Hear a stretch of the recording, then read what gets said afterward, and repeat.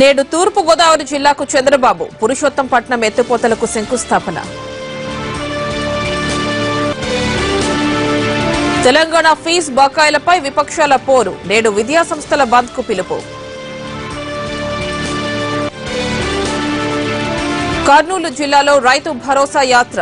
బాధిత కుటుంబాలకు జగన్ పరామర్శ. 5 రాష్ట్రాల ఎన్నికలకు కౌంట్ డౌన్ స్టార్ట్. పార్టీల భవితవ్యంపై తేల్చని ఎగ్జిట్ పోల్స్. మిస్టర్ కూల్ కు అభిమానుల నీరాజనం. అత్యుత్తమ కెప్టెన్లలో ఒక్కడంటూ పొగడ్తలు. డీటెయిల్స్ చూద్దాం. ముఖ్యమంత్రి చంద్రబాబు ఈ రోజు తూర్పు గోదావరి జిల్లాలో పర్యటిస్తారు. ఏలూరు ఆయకట్టుకు సాగునీరు, విశాఖపట్నంకు తాగునీటి అవసరాలను తీర్చడమే లక్ష్యంగా చేపడుతోన్న పురుషోత్తపట్నం ఎత్తిపోతల పథకానికి సీఎం శంకుస్థాపన చేస్తారు. చంద్రబాబు టూర్ కోసం అధికారులు భారీ ఏర్పాట్లు చేశారు. పాదదేయ క్షేత్రం సమీపంలో శంకుస్థాపన ఫైలాన్ ఏర్పాటు చేశారు. బహిరంగ సభలో 75,000 మంది పాల్గొనే అవకాశం ఉండడంతో అందుకు తగ్గ ఏర్పాట్లు చేశారు.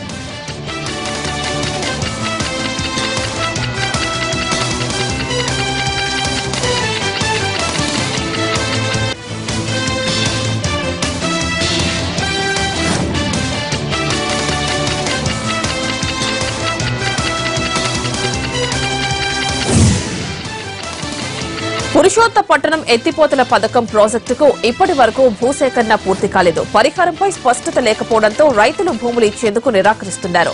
అధికారులు రైతులతో సమావేశాన్ని ఏర్పాటు చేశామని చెబుతున్నా భూసేకరణపై అడుగు ముందుకు పడలేదు.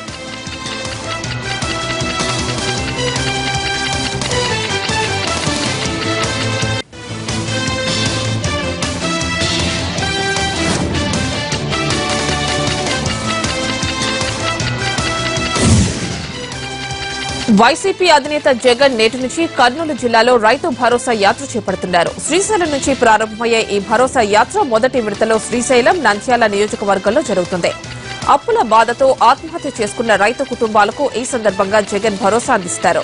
ఈ ఉదయం హైదరాబాద్ నుంచి నేరుగా లింగాలగట్టుకు చేరుకుని శ్రీశైలం డ్యాంను పరిశీలిస్తారు. అనంతరం సున్నిపేంట మీదుగా శ్రీశైలం చేరుకుని అక్కడే బస చేస్తారు. రేపు శ్రీశైలంలో మల్లన్న దర్శనం అనంతరం ఆత్మకూరు చేరుకుని బహిరంగ సభలో జగన్ ప్రసంగిస్తారు.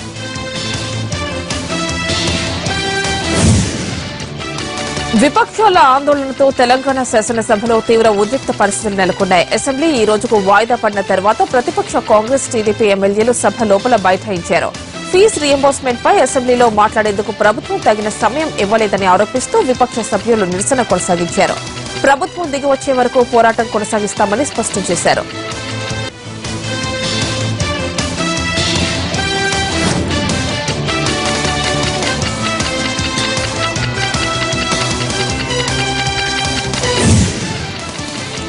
ఆందోళన విరమింపజేసేందుకు అసెంబ్లీ కార్యదర్శి చేసిన ప్రయత్నాలు ఫలించలేదు. దాంతో రంగంలోకి దిగిన పోలీసులు ఎమ్మెల్యేలను అసెంబ్లీ నుంచి బలవంతంగా బయటకు తీసుకొచ్చారు. ఎమ్మెల్యేలు ప్రతిఘటించడంతో తోపులాట్లు జరిగాయి. ఎమ్మెల్యేలను ఆయా పార్టీల కార్యాలయాల వద్ద పోలీసులు వదిలిపెట్టారు. అయితే ఫీజు రీయింబర్స్మెంట్ ప్రభుత్వం స్పందించే వరకు తమ ఆందోళన విరమించేది లేదని చెబుతున్నాయి ప్రతిపక్షాలు.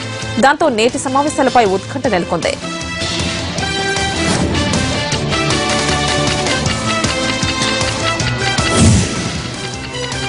ఉత్తరప్రదేశ్ సహా 5 రాష్ట్రాల షెడ్యూల్ విడుదల కావడంతో ఎన్నికల కోడ్ అమల్లోకి వచ్చింది. ఉత్తరప్రదేశ్, పంజాబ్, ఉత్తరాఖండ్, మణిపూర్, గోవా రాష్ట్రాలలో మొత్తం 690 అసెంబ్లీ స్థానాలకు ఎన్నికలు జరుగుతున్నాయి. ఈ ఎన్నికల్లో 16 కోట్ల మంది ఓటు హక్కును వినియోగించుకుంటారు. పెద్ద నోట్ల రద్దు తర్వాత జరుగుతున్న ఎన్నికలు కావడంతో ఈ ఫలితాలు దేశం వ్యాప్తంగా ఆసక్తి రేకెత్తిస్తున్నాయి. కరెన్సీ ఎఫెక్ట్ కమలానికి మేలు చేసిందా లేక దెబ్బతీసిందా? 2014 ఎన్నికల్లో చతికిలపడ్డ ప్రతిపక్షాలు పుంజుకున్నాయా లేదా అన్నది ఈ ఎన్నికలతో తేలిపోతుంది.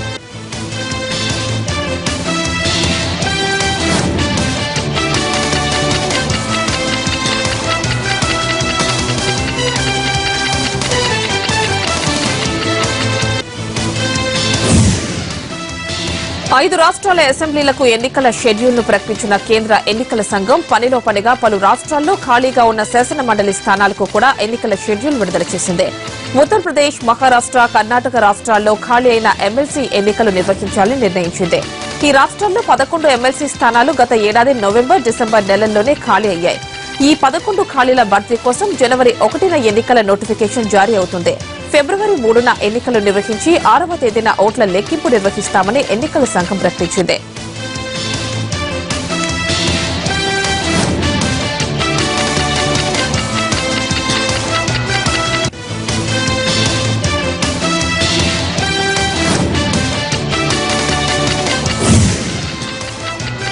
కొత్త సంప్రదాయాలకు తెరతీస్తూ ఈసారి బడ్జెట్ సమావేశాలను జనవరి 31 నుంచే నిర్వహిస్తోంది కేంద్ర ప్రభుత్వం. ఫిబ్రవరి 1న యూనియన్ బడ్జెట్ లోక్సభ ముందుకొస్తుంది. అయితే 5 రాష్ట్రాల ఎన్నికలు జరుగుతున్న సమయంలో ప్రవర్తన నియమావళి అమల్లోకి వచ్చిన తరువాత బడ్జెట్ ప్రవేశపెట్టవచ్చా లేదా అన్నది పెద్ద ప్రశ్నగా మారింది. యూనియన్ బడ్జెట్ అంటేనే తాయిలాలు, రాయితీలు, మినహాయింపులు, పన్ను తగ్గింపులు వంటి ప్రజా ప్రయోజన అంశాలుంటాయి. బడ్జెట్ ప్రవేశపెట్టిన 3 రోజుల తర్వాత అంటే ఫిబ్రవరి 4న ఎన్నికల పోలింగ్ ప్రారంభమవుతుంది. బడ్జెట్ ఎన్నికలను ప్రభావితం చేస్తుందని కొన్ని పార్టీలు వాదిస్తున్నాయి. దీనిపై అందిన ఫిర్యాదులను పరిశీలిస్తామంటుంది ఎన్నికల సంఘం.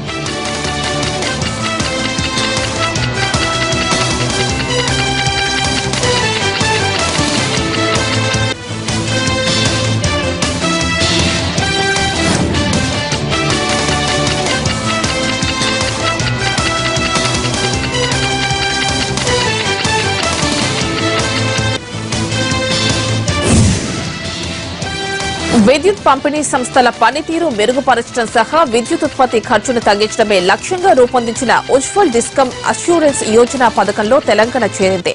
ఢిల్లీలో కేంద్ర విద్యుత్ బొగ్గు మంత్రిత్వ శాఖ ఆధ్వర్యంలో ఉదయ్ వెబ్ పోస్టల్ యాప్ ఆవిష్కరణ కార్యక్రమం జరిగింది.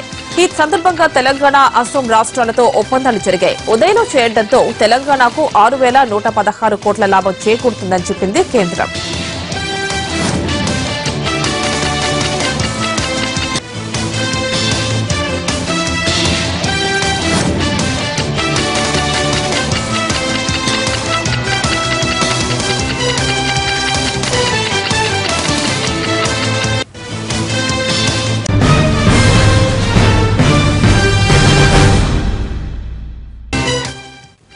బ్యాక్ టు 30/60 తన ప్రమేయం లేకుండానే రనౌట్ అయ్యానన్నారు తెలంగాణ మాజీ సీఎస్ ప్రదీప్ చంద్ర. పదవీ విరమణ సందర్భంగా ఏర్పాటు చేసిన సన్మాన సభలో మాట్లాడిన ప్రదీప్ చంద్ర ఆసక్తికర వ్యాఖ్యలు చేశారు. షెడ్యూల్ కులాల వాళ్లు సమర్థులైన గుర్తింపునకు నోచుకోలేదన్న అభిప్రాయం తనకొచ్చిందన్నారు. ఇలాంటి అపవాదు రాకుండా ప్రభుత్వం చూసుకోవాలని కోరారు. ఆర్థిక శాఖ గురించి తనకేమీ తెలియదని ఎవరో సీఎంకు చెప్పారని, టీఎస్ ఐపాస్ లో కీలకంగా వ్యవహరించిన వ్యక్తిని తానేనన్నారు ప్రదీప్ చంద్ర. But that's it. You get out and you have to go back, and then you can't look back, right? So that's what it is. I don't look back. I always look forward. But it is my responsibility. Yes, there may be people who may want to take political advantage of the situation. It is, it's a free world, and that is happen. The government will have to, face it. My only request, it's a sincere request to the government representatives, the government here, that let it not go as a message that somebody who is committed, competent and honest will not be rewarded. Let it not go as a message that somebody belongs to a scheduled caste community and still is a very great worker, he will not be rewarded. That type of a talk is going on. You have to be it is a reality. So I'm only mentioning that the government has to come out and make these positive statements. Otherwise, we may be even demoralizing the entire lot of younger officers on this issue. So that is something which I'd like to make a request on. After seeing what is happening, I've had all kinds of phone calls. Honestly, I'm telling you, people from US, from all over Telangana. I don't even know these people, but all of them have been calling me and expressing a great deal of anguish on what has happened. But it's okay. I am totally okay with it. Navyandhra Pradesh సాంకేతిక విప్లవానికి శ్రీకారం చుట్టిందన్నారు deputy CM KE Krishnamurthy. CM Chandrababu టెక్నాలజీని ఉపయోగించి సమర్థ పాలన అందిస్తున్నారని చెప్పారాయన. కర్నూలులో ఫైబర్ గ్రిడ్ సేవలను ఎంపీ టీజీ వెంకటేష్, ఎమ్మెల్యే ఎస్వీ మోహన్ రెడ్లతో కలిసి ఆయన ప్రారంభించారు. ఈ పథకం ద్వారా కేవలం ₹149 cable TV connection, internet, phone సౌకర్యం అందుతుందని చెప్పారు కేఈ.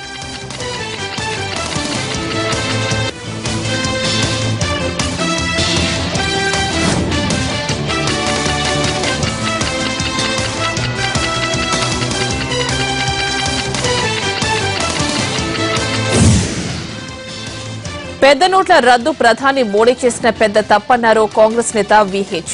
సందేశ్ యాత్రలో భాగంగా ఆయన జనగామ, వరంగల్ అర్బన్ జిల్లాల్లో పర్యటించారు. స్థానికుల సమస్యలను అడిగి తెలుసుకున్న విహెచ్ కేంద్ర రాష్ట్ర ప్రభుత్వాల తీరుపై ధ్వజమెత్తారు. రాష్ట్రంలో, దేశంలో భజన పర్ల వ్యవహారం నడుస్తోందని, నోట్ల రద్దుపై విమర్శలు చేస్తే కక్ష సాధింపు చర్యలకు దిగుతున్నారని ఆరోపించారు విహెచ్.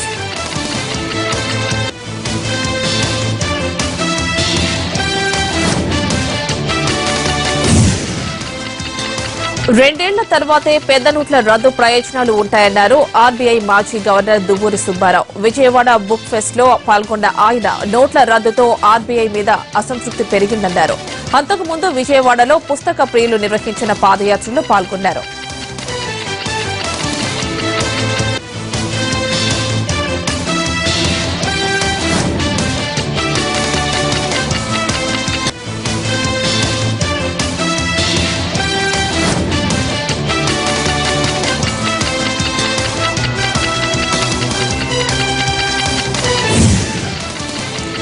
బ్యాంకుల నుంచి వారానికి 24,000 రూపాయలు విత్డ్రా చేసుకోవచ్చని కేంద్రం చెప్పినా ఆ నిబంధన ఎక్కడా అమలు కావడం లేదు. బ్యాంకుల్లో అమౌంట్ లేకపోవడంతో కస్టమర్లకు కేవలం 10,000 రూపాయలతోనే సరిపెడుతున్నాయి. మరోవైపు గ్రామీణ ప్రాంతాల్లో 6,000, 4,000 మాత్రమే ఇస్తుండటంతో ప్రజలు ఇబ్బందులు పడుతున్నారు. కొత్త నోట్లు తీసుకుంటున్న కస్టమర్లు వాటిని డిపాజిట్ చేసేందుకు ఇష్టపడకపోవడంతో కష్టాలు పెరుగుతున్నాయంటున్నారు బ్యాంకర్లు.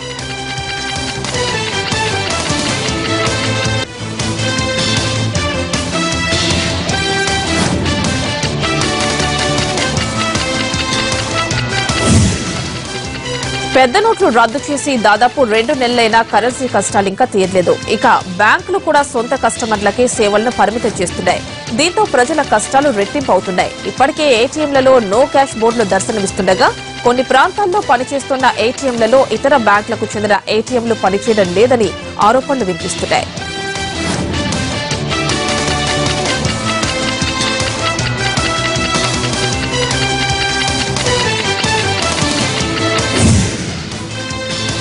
యువతులను లైంగికంగా వేధించి అత్యాచారం చేసిన కేసులో విజయవాడ కోర్టు సంచలన తీర్పు వెలువడించింది. 2014 నాటి ఈ కేసులో వాదనలు పూర్తి చేసిన న్యాయస్థానం నిందితులకు కఠిన శిక్షలు విధించింది. సాయిరాంతో పాటు మరో 3 వ్యక్తులు మహిళలపై అత్యాచారం చేశారు. సాయిరాంకు జీవిత ఖైదు విధించిన కోర్టు దీపక్ కుమార్, జులానీలకు 20 సంవత్సరాల శిక్ష విధించింది. దుర్గాప్రసాద్ అనే నిందితుడికి 3 ఏళ్ల కారాగార శిక్ష వేసింది. నాటి ఘటనలో మొత్తం 9 మంది యువతులను బాధితులుగా గుర్తించి న్యాయస్థానం గార్డెన్ సిటీలో కీచక పర్వం మర్చిపోకముందే హైదరాబాద్ లో మరో దారుణం చుట్టూ తప్పింది. స్థానికులు అప్రమత్తం కావడంతో హైదరాబాద్ హయత్ నగర్ లో ఓ బాలిక క్షేమంగా ఇల్లు చేరింది. బాలికను కిడ్నాప్ చేయడానికి ప్రయత్నించిన నిందితులు విఫలం అవడంతో పోలీసులు ఊపిరి పీల్చుకున్నారు.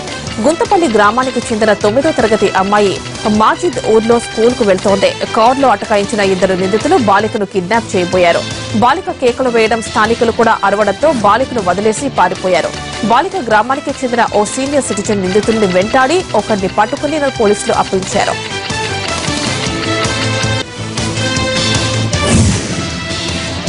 బాలికను కిడ్నాప్ చేయబోయిన టైంలో కొద్ది దూరంలోనే బాలిక చదివే స్కూల్ విద్యార్థులు, టీచర్లు ఉండటంతో పెద్ద ప్రమాదం తప్పింది.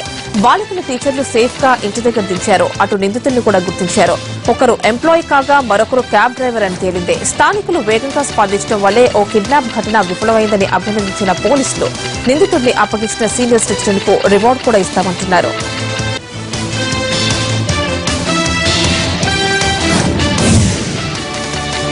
హైదరాబాద్ లో దారుణం జరిగింది. కేపీహెచ్పీలో భవనం పైనుంచి దూకిన బీటెక్ విద్యార్థి చికిత్స పొందుతూ మృతి చెందాడు.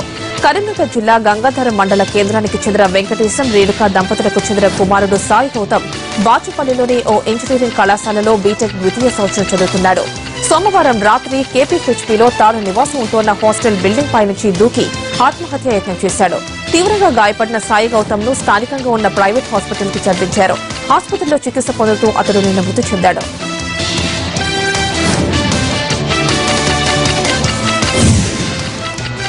ఈ ఘటనపై మృతుడి కుటుంబ సభ్యుల ఫిర్యాదు మేరకు కేపీహెచ్పీ పోలీసులు కేసు నమోదు చేశారు. అయితే గత నెల 30న తనతో పాటు గతంలో చదువుకున్న ఓ విద్యార్థిని ఫోటోలో వేధించాడన్న కేసులో గట్కేసర్ పోలీసులు గౌతమ్ ను అరెస్ట్ చేశారు. ఈ విషయంలో మనస్తాపానికి గురై ఆత్మహత్యకు పాల్పడి ఉండవచ్చునని భావిస్తున్న పోలీసులు మృతుడి వద్ద సూసైడ్ నోట్ను స్వాధీనం చేసుకుని దర్యాప్తు చేస్తున్నారు.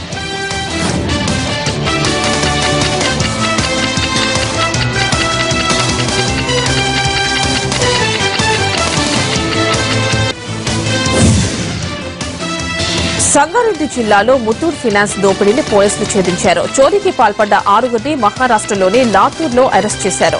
దోపిడీ చేసిన బంగారంతో పాటు వాహనాన్ని పోలీసులు స్వాధీనం చేసుకున్నారు.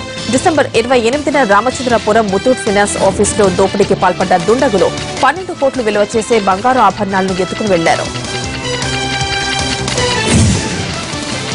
ఇందిరా పార్క్ దగ్గర తెలంగాణ క్యాబ్ డ్రైవర్ల నిరసన దీక్షను పోలీసులు భగ్నం చేశారు. అనంతరం క్యాబ్ డ్రైవర్స్ అసోసియేషన్ నేతలను అరెస్ట్ చేశారు. ఉబెర్, ఓలా సంస్థల వ్యవహార శైలికి నిరసనగా తమ సమస్యలు పరిష్కరించాలంటూ డిసెంబర్ 31న Telangana cab drivers and owners association నేతలు ఇందిరా పార్క్ దగ్గర దీక్షకు దిగారు. దీక్షకు దిగి 5 రోజులు గడుస్తున్నప్పటికీ ఇటు ఓలా అటు ఉబెర్ సంస్థల నుంచి గానీ ప్రభుత్వం నుంచి గానీ ఎలాంటి ప్రకటన రాలేదు. దీంతో క్యాబ్ డ్రైవర్స్ అసోసియేషన్ అధ్యక్షుడు నిరాహార దీక్షకు దిగారు. అయితే ఈ దీక్షకు సాయంత్రం 5 గంటల వరకు మాత్రమే అనుమతినిచ్చారు. కానీ క్యాబ్ డ్రైవర్లు దీక్ష విరమణకు సిసమిరా అనడంతో సాయంత్రం పోలీసులు దీక్షను భంగం చేశారు. అనంతరం అసోసియేషన్ నేతలను అరెస్ట్ చేసి స్టేషన్కు తరలించారు. విశాఖ జిల్లాలో ఖజానా ఉద్యోగి ఏసీబీకి రెడ్ హ్యాండెడ్ గా పట్టుబడ్డాడు. జీతం బకాయిల బిల్లు క్లియర్ చేసేందుకు 6,000 లంచం తీసుకుంటూ సీనియర్ అకౌంటెంట్ శ్రీనివాస్ బుక్ అయ్యాడు. జూనియర్ లెక్చరర్ గా పనిచేస్తున్న యూవీఎల్ వర్మకు 7 నెలల జీతం బకాయింది. ఈ బిల్ ఖజానాలో ఇంటర్నల్ ఆడిట్ కోసం పెండింగ్ లో ఉంది. దీన్ని క్లియర్ చేసి సుమారు 2,70,000 రూపాయలు చెల్లించేందుకు సీనియర్ అకౌంటెంట్ 8,000 డిమాండ్ చేశాడు. చివరకు 6,000 లంచం తీసుకుంటూ దొరికిపోయాడు.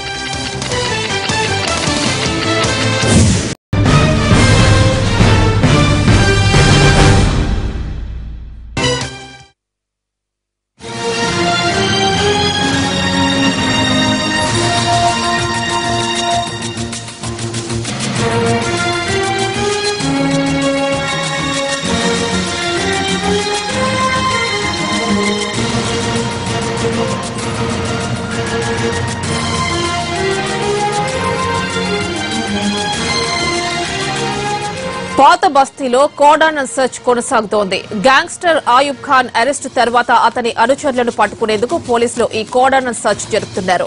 ఉదయం 6 గంటల నుంచి పాత బస్తీలోని శంషీర్ గంజ్, ఛత్రినాకా ప్రాంతాల్లో పోలీసులు సోదాలు జరుపుతున్నారు. ఈ ప్రాంతంలోని ఇళ్లన్నింటిలో తనిఖీలు చేస్తున్నారు. అనుమానాస్పదంగా ఉన్న వారిని ప్రశ్నిస్తున్నారు. పాత బస్తీలో కోడానన్ సర్చ్ పై మరిన్ని డీటెయిల్స్ మా ప్రతినిధి రాధాకృష్ణ అందిస్తారు. రాధాకృష్ణ, పాత బస్తీలో ఎక్కడెక్కడ తనిఖీలు జరుగుతున్నాయి?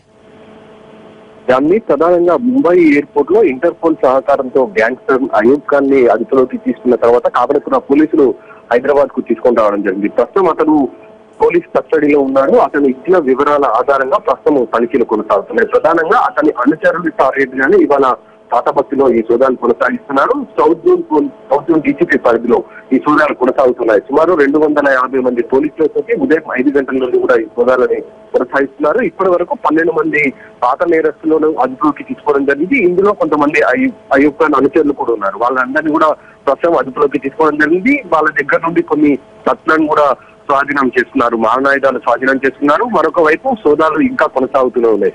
అయూబ్ ఖాన్ తర్వాత అతను విదేశాలకు పారిపోవడం, అక్కడి నుండి అతను అనుచరులతో ఇక్కడ దందాలు కొనసాగిస్తున్నట్లు కూడా పోలీసులు పూర్తి స్థాయిలో ఆధారాలు సేకరించడం జరిగింది. ఆ ఆధారాల ఆధారంగా ప్రస్తుతం సోదాలు కొనసాగుతున్నాయి. శంషీర్ గంజ్ తో పాటు ఛత్రినాకా పోలీస్ స్టేషన్ పరిధిలో సుమారు 40 ప్రాంతాల్లో ఈ సోదాలు కొనసాగిస్తున్నారు. ఇప్పటి వరకు 12 మందిని అదుపులోకి తీసుకోగా ఇంకా సోదాలు కొనసాగుతున్నాయి కాబట్టి మరింత పాత నేరస్తులు పట్టుబడే అవకాశం కూడా కనబడుతుంది. అని రైట్ రాధాకృష్ణ. నల్గొండ జిల్లా దేవరకొండలో ఎస్బీహెచ్ ఏటీఎంలు ధ్వంసం చేశారు దుండగులు. క్యాష్ ఉన్న బాక్స్ తెరుచుకోవడంతో వెనుతిరిగారు. అర్ధరాత్రి 1 గంట సమయంలో దొంగలు వచ్చారని అనుమానిస్తున్నారు. బ్యాంక్ అధికారుల ఫిర్యాదుతో రంగంలోకి దిగిన పోలీసులు క్లూస్ టీం సహాయంతో ఆధారాలు సేకరించారు. హైదరాబాద్ బడంగ్పేట్లో పందెం కోళ్లు పెంచుతున్న స్థావరాలపై ఎస్ఓటీ పోలీసులు దాడులు చేశారు. 3 అదుపులోకి తీసుకుని 34 కోళ్లను స్వాధీనం చేసుకున్నారు. నిందితులను మీర్పేట్ పోలీసులకు అప్పగించారు. భద్రాద్రి జిల్లా అశ్వారావుపేటలో 7 లక్షల విలువైన గుట్కా ప్యాకెట్లను స్వాధీనం చేసుకున్నారు పోలీసులు. హైదరాబాద్ నుంచి ఏపీ వైపు వెళ్తున్న వ్యాన్ ను తనిఖీ చేయడంతో భారీగా గుట్కా ప్యాకెట్లు బయటపడ్డాయి. వ్యాన్ డ్రైవర్ అదుపులోకి తీసుకున్నారు. విశాఖలో వరుస దొంగతనాలకు పాల్పడుతోన్న ఘరానా దొంగ పోలీసులకు చిక్కాడు. ఆనందపురం మండలం పొడుగుపాలెంకు చెందిన హేమంత్ కుమార్ తరగపు వలస మహిళల మెడలోంచి గొలుసులు కొట్టేస్తున్నాడు. 5 చోరీల్లో 9.5 తులాలు కాజేశాడు. నిందితుడిని పట్టుకున్న పోలీసులు బంగారాన్ని స్వాధీనం చేసుకున్నారు. హైదరాబాద్ కంచన్ బాగ్ హవీజ్ బాబా నగర్ లో దారుణం జరిగింది. ప్రిన్సిపల్ వేధింపులు భరించలేక ఓ విద్యార్థిని బలవన్ మరణానికి పాల్పడింది. స్థానిక రెఫ్ఎం టాలెంట్ స్కూల్లో మీర్జా సల్మాన్ బేగం 9వ తరగతి చదువుతోంది. 2 నెలల నుంచి స్కూల్ ఫీజు కట్టడం లేదని ప్రిన్సిపల్ చివాట్లు పెడుతున్నాడు. రోజుకి ప్రిన్సిపల్ టార్చర్ ఎక్కువ అవడంతో సల్మాన్ బేగం ఇంట్లో ఎవరూ లేని సమయంలో ఉరి వేసుకుని ఆత్మహత్య చేసుకుంది. విద్యార్థిని మరణంపై కేసు నమోదు చేసిన పోలీసులు ఆత్మహత్యకు ప్రిన్సిపల్ వేధింపులే కారణమా మరేదైనా విషయం ఉందా అనే కోణంలో దర్యాప్తు చేస్తున్నారు. ప్రకాశం జిల్లాలో పిచ్చి కుక్క స్వైర విహారం చేసింది. పిచ్చి కుక్క దాడిలో 10 మందికి తీవ్ర గాయాలయ్యాయి. కనిగిరి మండలం తుళ్లూరు చౌటగోగులపల్లి గ్రామాల్లో కనిపించిన వారిపై దాడి చేస్తోంది పిచ్చి కుక్క. 2 గ్రామాల్లో కుక్క దాడి చేయడంతో భయభ్రాంతులకు గురైన స్థానికులు కర్రలతో ఆ కుక్కను కొట్టి చంపారు.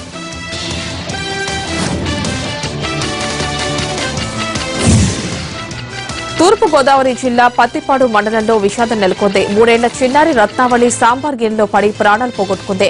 మధ్యాహ్న భోజన పథకంలో భాగంగా జెడ్పీ హైస్కూల్లో రత్నావళి తల్లి సాంబార్ సిద్దం చేస్తోంది. పక్కనే ఆడుకుంటున్న రత్నావళి పొరపాటున సాంబార్ గిన్నెలో పడింది. తీవ్ర గాయాలు కావడంతో హుటాహుటిన కాకినాడ ప్రభుత్వాసుపత్రికి తరలించిన చిన్నారి మరణించింది. అమ్మతనానికి మచ్చ తెచ్చే ఘటన అనంతపురం జిల్లాలోని సోమందేపల్లిలో జరిగింది. ముక్కు పచ్చలారని పసికందను ఓ తల్లి పొదల్లో పడేసి వెళ్లిపోయింది. కొద్దిసేపటికి పసిప్రాణం గుక్కపెట్టి ఏడవడంతో స్థానికులు గమనించారు. అనంతరం చిన్నారిని చికిత్స నిమిత్తం ఆసుపత్రికి తరలించారు. చిన్నారిని పరిరక్షించిన వైద్యులు పరిస్థితి విషమంగా ఉందని చెప్పారు. స్థానికుల సమాచారంతో ఆసుపత్రికి చేరుకున్న పోలీసులు పసికందను ఎవరు పడేశారనే దానిపై విచారణ చేపట్టారు. రంగారెడ్డి జిల్లా హయత్ నగర్ లోని శ్రీనివాసపురం కాలనీలో శివశంకర్ బ్రహ్మ అనే యువకుడు వంటిపై కిరోసిన్ పోసుకుని ఆత్మహత్యకు పాల్పడ్డాడు. అయితే నిప్పు అంటించుకున్న తర్వాత మంటలకు తాళలేక 4వ అంతస్తుపై నుంచి దూకిస్తాడు. స్థానికుల సమాచారం మేరకు ఘటనా స్థలానికి చేరుకున్న పోలీసులు మృతదేహాన్ని పోస్టుమార్టంకు తరలించారు. ప్రైవేట్ స్కూల్లో టీచర్ గా పనిచేస్తున్న శివశంకర్ బ్రహ్మ ఆత్మహత్యకు ప్రేమ వ్యవహారమే కారణమంటున్నారు పోలీసులు. రోజ్ వ్యాలీ స్కామ్ లో అరెస్టైన తృణమూల్ కాంగ్రెస్ ఎంపీ సుదీప్ బందోపాధ్యాయను 6 రోజుల పాటు సీబీఐ రిమాండ్ కు ప్రత్యేక కోర్టు ఆదేశించింది. చిట్ ఫండ్ స్కామ్ లో బందోపాధ్యాయను మంగళవారం విచారణకు పిలిపించిన సీబీఐ ఆ వెంటనే ఆయన్ను అరెస్ట్ చేసింది. Rose valley chit fund scam లో పెద్ద ఎత్తున నిధులను దారి మళ్లించారనే ఆరోపణలున్నాయి. ఇది దాదాపు 15,000 కోట్ల కుంభకోణమని చెబుతోంది ఎన్ఫోర్స్మెంట్ డైరెక్టరేట్. మరోవైపు ఎంపీ అరెస్టు నిర్ణయం కక్ష సాధింపు చర్యనని ఆరోపిస్తున్న తృణమూల్ కాంగ్రెస్ మోడీ ప్రభుత్వానికి వ్యతిరేకంగా ఆందోళన చేస్తోంది. ఇండియన్ మార్కెట్లో చైనా స్మార్ట్ ఫోన్లు దూసుకుపోతున్నాయి. ప్రపంచంలో 2వ అతిపెద్ద మార్కెట్ గా ఉన్న భారత్ లో గతేడాది చైనా ఫోన్లు 40% వరకు అమ్ముడుపోయాయి. ఇండియాలో అత్యధికంగా అమ్ముడైన ఫోన్లలో లెనోవో 2వ స్థానంలో నిలిచినట్టు ఇంటర్నేషనల్ డేటా కార్పొరేషన్ సర్వేలో తేలిందని చైనా అధికారిక పత్రిక వెల్లడించింది. శాంసంగ్ టాప్ లో ఉండగా 10.7%తో షియామి 3వ స్థానం దక్కించుకుంది. చిన్న మధ్య తరహా సంస్థలకు గూగుల్ సపోర్టివ్ గా ఉంటుందన్నారు ఆ సంస్థ CEO Sundar Pichai. Small scale industries digital వైపు మళ్లేలా తోడ్పాటు అందించడంపై గూగుల్ దృష్టి పెట్టినట్లు ఆయన వివరించారు. Digital unlocked training, primer mobile app లాంటి వాటితో చిన్న తరహా పరిశ్రమలకు సపోర్ట్ గా ఉంటామని సుందర్ పిచాయ్ తెలిపారు. కొద్ది రోజులుగా పడుతూ వస్తున్న బంగారం ధరలకు మళ్లీ రెక్కలొస్తున్నాయి. అంతర్జాతీయ ట్రెండ్ కు తోడు స్థానిక వర్తకులు కొనుగోళ్లను పెంచడంతో ప్రతి గ్రాముల బంగారం ధర 200 పెరిగి 28,550 రూపాయలకు చేరింది. ఇక వెండి కూడా 40,000 మార్కును దాటింది. కిలో వెండి ధర 650 రూపాయలు పెరిగి 40,250కి చేరింది. పరిశ్రమ వర్గాలు, నాణేల తయారీదారులు భారీగా వెండి కొనుగోలు చేస్తుండడం వల్లే రజతం ధర జోరు పెరిగిందని చెబుతున్నాయి విశ్లేషకులు. సురేష్ ప్రొడక్షన్స్ పై రానా హీరోగా నటిస్తున్న చిత్రం షూటింగ్ అనంతపురంలో జరుగుతోంది. స్థానిక ఆర్ట్స్ కళాశాలలో చిత్ర కీలక సన్నివేశాలను చిత్రీకరించారు. హీరో రానాతో పాటు చిత్రంలో నటిస్తున్న నటీనటులు తనికెళ్ల భరణి, శివాజీరాజా, నవదీప్, అన్నపూర్ణమ్మ, చిత్రం శ్రీను తదితరులు పాల్గొన్న సన్నివేశాలను దర్శకుడు తేజ నేతృత్వంలో చిత్రీకరించారు. అనంతవాసుల ఆదరణ బాగుందని, ఇక్కడి అందమైన లొకేషన్స్ షూటింగ్స్ కు అనువుగా ఉన్నాయని చెప్పారు నిర్మాత దగ్గుపాటి సురేష్. ఈ నెల 13 వరకు జిల్లా పరిసరాలతో పాటు కర్నూలు, యాగంటి క్షేత్రంలో షూటింగ్ సాగుతుందని వెల్లడించారు.